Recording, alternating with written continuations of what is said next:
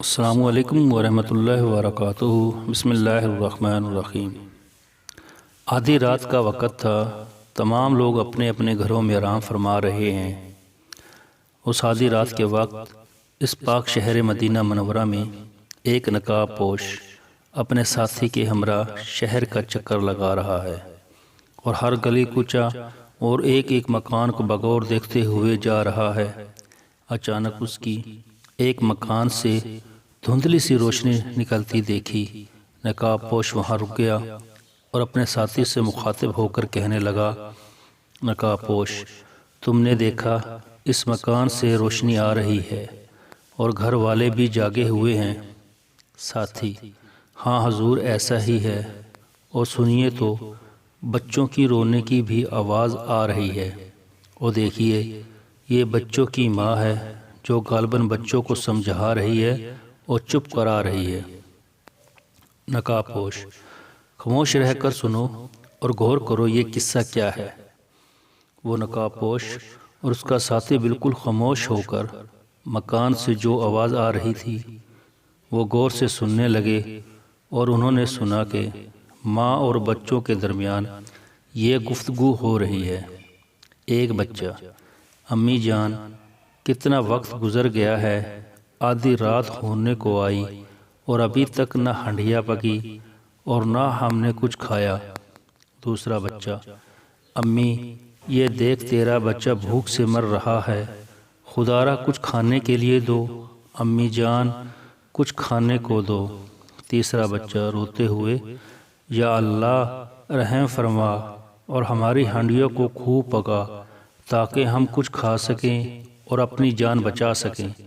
ماں: میرے بچوں، گھبراؤ نہیں، صبر کرو اور خدا پر بھروسہ رکھو، یہ دیکھو تمہارے سامنے ہی ہنڈیا چڑھا رکھی ہے، خدا کو منظور ہوا تو ابھی صبر کا پھل پاؤ گے اور سب مل کر کھانا کھاؤ گے۔ یہ گفتگو سن کر نقاب پوش مکان کے اندر داخل ہو گیا۔ بچے اور اس کی ماں ایک اجنبی نقاب پوش اور اس کے ساتھی کو دیکھ کر گھبرا گئے، اور وہ عورت بولی، عورت تم کون ہو اور میرے مکان کے اندر کیوں آئے؟ نقاب پوش: بہن، میں اپنے ایک مقصد کی خاطر تمہارے مکان کے پاس سے گزر رہا تھا، میں نے تمہاری اور تمہارے بچوں کی دردناک گفتگو سنی، میرا دل تمہاری اس گفتگو سے تڑپ کر رہ گیا، معاف کرنا، میں اصل قصہ معلوم کرنے اندر آ گیا ہوں۔ عورت: بھائی تم اپنی راہ لو، نہ جان نہ پہچان، مجھ بد نصیب کا قصہ سن کر کیا کر لو گے؟ اگر سن لو گے تو تم میرا کیا فائدہ، اگر نہ سنو گے تو تمہارا کیا نقصان۔ نقاب پوش: بہن تم مجھے اپنا دشمن نہ سمجھو اور نہ ہی یہاں میرا پہنچنا بیکار سمجھو، تم مجھے اپنا قصہ سناؤ اور اپنا ہمدرد سمجھو۔ عورت: میں غریب ہوں، غمزدہ ہوں اور حیران ہوں، اور ان بچوں کے لیے بڑی پریشان ہوں، چھوڑو اس قصے کو اور میرے زخموں دل کے ٹانکوں کو نہ ادھیڑو۔ نقاب پوش: بہن میری التجا پر تمہیں کان دھرنا ہی ہوگا اور اصل واقعہ ظاہر کرنا ہی ہوگا۔ عورت: اچھا تو لو سنو، مجھے امیر المومنین عمر سے شکایت ہے، وہ ہمارا امیر ہے، خدا نے اسے ہماری حفاظت و خدمت کے لیے مسند خلافت پر بٹھایا ہے، مگر اس نے مجھ غریب بیوہ عورت کی خبر نہ رکھی، 2 روز سے میں اور میرے یتیم بچے فاقے سے ہیں، آج یہ بھوک سے نڈال ہو گئے تو میں نے محض ان کا دل بہلانے کی خاطر اول شب سے اس ہنڈیا کو چولہے پر چڑھا رکھا ہے، اور ہنڈیا میں بجز پانی کے اور کچھ بھی نہیں، اور ان کو یوں ہی تسلیاں دیتے دیتے صبح ہو جائے گی، اور صبح پھر جو خدا کو منظور ہوا وہ ہوگا۔ افسوس کہ امیر المومنین کو میرے ان یتیم اور بھوکے بچوں کا کچھ پتہ نہیں۔ نقاب پوش غم زدہ آواز میں: بہن، لیکن عمر کو کیا پتہ کہ تم اس حال میں ہو، تم نے کیوں اس تک پہنچ کر اسے اپنے حالات سے آگاہ نہیں کیا؟ عورت: واہ صاحب واہ، خلیفہ وقت کو جب خدا نے رعایا کی حفاظت و خیال کے لیے مقرر فرمایا ہے تو یہ خلیفہ کا اپنا فرض ہے کہ وہ اپنی ساری رعایا کے حالات سے باخبر ہو۔ اگر وہ اپنی رعایا کے حالات سے یوں ہی بے خبر ہے تو پھر اسے مسند خلافت پر بیٹھنے کا کوئی حق نہیں۔ آج اس نے میرے ان یتیم بچوں کی خبر گیری نہیں کی، کل میں انشاءاللہ کملی والے کے سامنے عمر کی شکایت کروں گی۔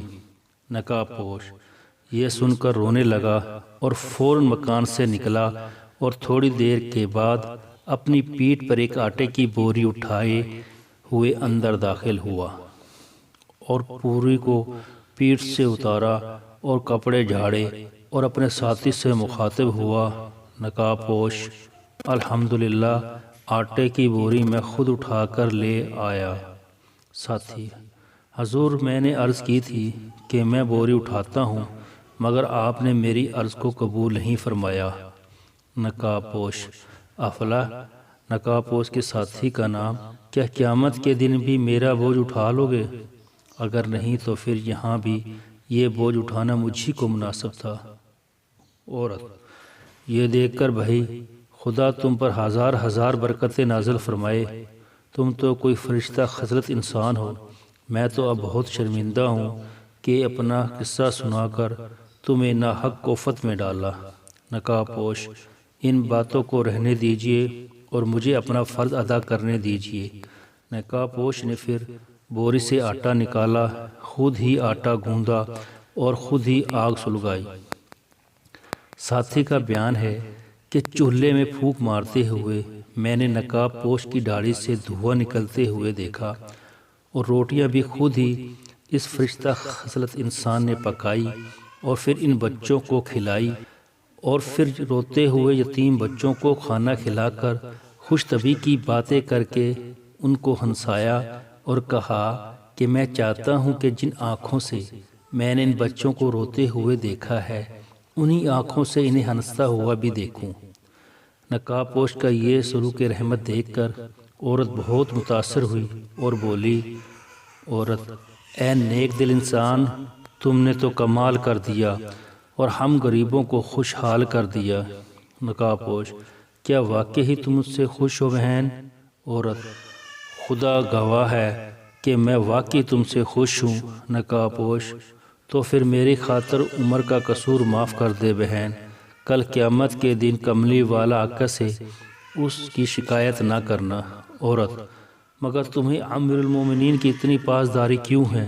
نقاب پوش: تم پہلے اسے معاف کر دو پھر میں اس پاسداری کی وجہ بتاؤں گا۔